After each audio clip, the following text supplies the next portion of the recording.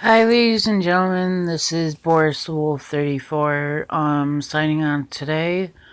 Um, I want to do a kind of short vlog because I have to leave for an appointment soon.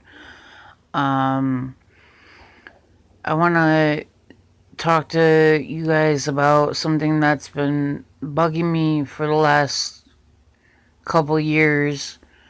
That I've been fighting for a long time. Um, there's something about depression. I've done a thing about depression before on YouTube, but there's something about depression.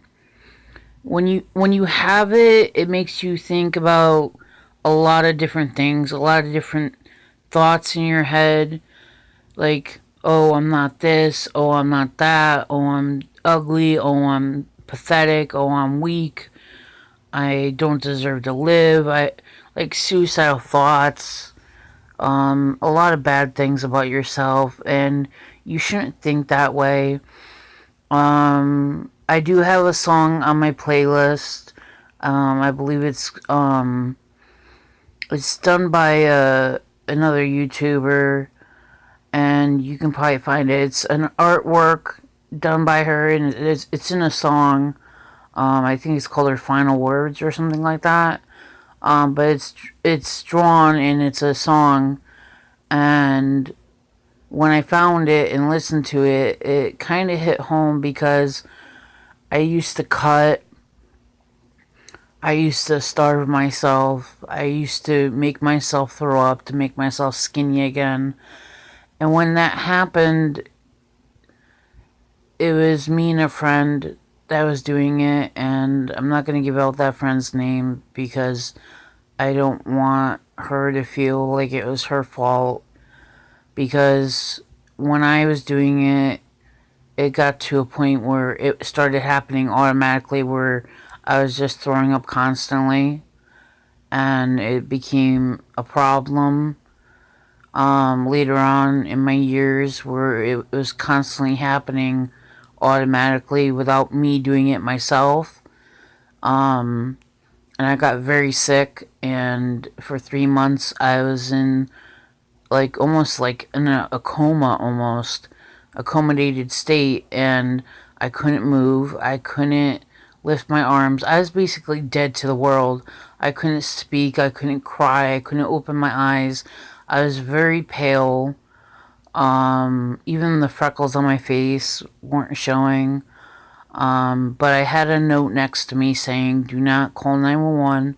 Do not send me to the hospital," because the hospital that where I was living in Meriden wouldn't understand what I was dealing with. A lot of people were in Meriden only dated skinny, beautiful women, and I was depressed about that, and I wanted to change what I looked like.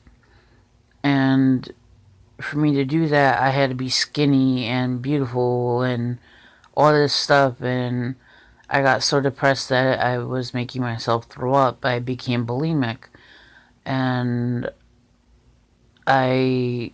my girlfriend at the time, even though I was over 300 pounds at the time, she lifted my dead weight of over close to 400 pounds into the bathroom for baths, for bathroom. I didn't have nothing underneath me to use the bathroom in to change. Um, She bathed me. She took me out of the tub. And these weren't just any tub, it was the one with the sliding glass doors. So even though I felt the pain, I couldn't react to it. Um, and, um, and it hurt. It did hurt, but I couldn't respond to it because I couldn't talk. I couldn't cry. I couldn't scream out for pain. And it lasted for 3 months. And when I came to and was able to stand up and was able to hold down food, at first I couldn't even hold down water. But she turned me on my side and I was able to get it up. so I wouldn't choke on my own, vomit. And in this world nowadays, people are so harsh to people that are overweight and with disabilities, mental and physical, is really hurtful and really important for people to rethink what they say to people that are overweight and mentally and physically handicapped, because they don't know who they're hurting. They don't feel their pain. They don't know what they're going through on a daily basis with their families or with their friends. They don't see what they're going through. And it hurts them more. It's going to hurt them in the long run, because they're actually killing those people that they hurt. They're causing more pain to those people that they say those things to. And in this video, I'm trying to let you guys know that saying harsh things to people to make yourself feel better about yourself is really doing more damage to you, because you're the one killing off the people that you're saying these things to. You're making the human population drop because you're killing off people with depression, schizophrenia, paranoid schizophrenia, schizoaffective disorder, suicidal thoughts, eating disorders, different sexualities, and you shouldn't be like that. You shouldn't be judgmental. You shouldn't always follow in your parents' footsteps and be homophobic. You should open up your eyes and see through their eyes and see how much pain they're going through with the weight law, trying to lose weight in any way possible, and just be accepting and be helpful and give helpful advice, even if it's not being taken or being taken. All I'm trying to say is be open and be helpful. Don't be mean and hurtful and spiteful to people that have disabilities like this, and just try to be as helpful as possible. And you'll make so many friends and help so many lives, and you'll even save somebody from dying or trying to commit suicide. And you will be loved by so many people and save so many lives out there, and you will feel the love in your heart fill up so much that you saved somebody's life. And if you decide to hate, you will grow up and your kids will know that you caused somebody to hurt themselves or kill themselves, and they'll hate you for that. Don't be one of those people that are hateful and spiteful. Be the person that is helpful and loving and caring and helps people out in the difficult world that we are in now. And don't be judgmental. Just don't, because we don't need that in this world today. We need people that are helpful and kind and generous, and we just need those people right now. We don't, the way this world is right now, we just need that. And at this time right now, I'm stuck between a lot of things. And I'm